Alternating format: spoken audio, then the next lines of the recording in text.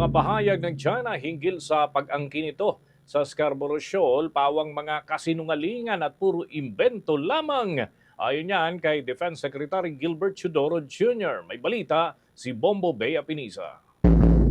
Isang malaking kasinungalingan at pawang mga imbento lamang kung ituring ng Department of National Defense ang mga naging pahayag ng China hinggil sa umano'y dokumento o liham mula sa taong 1990s na siya anyang nagpapatunay na ang Scarborough Shoal ay hindi bahagi ng exclusive zone ng Pilipinas.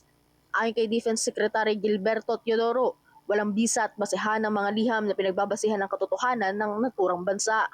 Ani ng kalihim, kaya ito nagagawa ng China ay dahil sa practice ng freedom of speech sa Pilipinas na siya hindi nire-respeto sa kanilang bansa. Kasunod ito, sinabi rin ni Teodoro na hindi rin umuubra ang pakay nito na akitin ng mga Pilipino dahil kabaliktaran umano ang kanilang ginagawa. Imbis anya na Pilipino ang target audience sa mga pahayag na ito ay patuloy anya ang kanilang pagpapakitang gilas sa sarili nilang kababayan upang ipakita na sila ay malakas. That letters not binding at all, no? Yan ang problema sa China. Lahat ng pagsisinungaling ginagawa nila, no? Ngayon, yung mga pagbanat nila sa mga government officials, gawa ng meron tayong freedom of speech na hindi ginagalang sa kanilang bansa, no?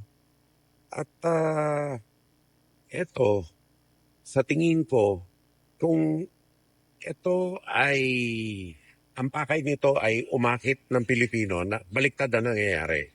Kasi ang problema nila, kinakausap nila ang sarili nilang mga kababayan upang ipakita na palakas sila.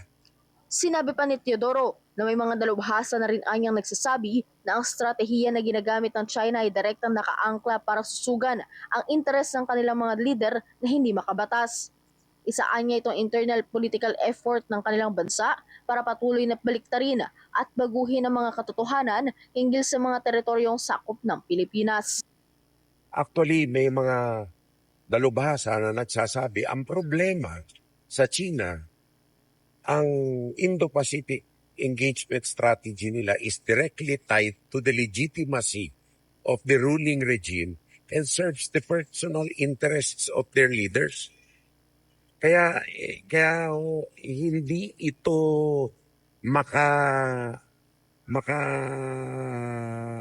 makabatas, ano? Kaya nga lahat ng klase ng pag-iimbento ginagawa na nila. Kasi ito'y internal political effort nila, extension of internal political effort. Hindi ako nagsabi niya. Iba nagsabi niya.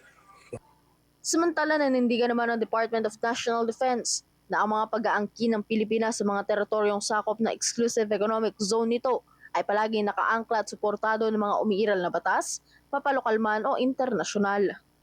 Mula dito sa Camp Aguinaldo sa Quezon City, ito si Bombo Bey Apiniza, and this is Bombo Radio Philippines, the #1 and most trusted source of news and information.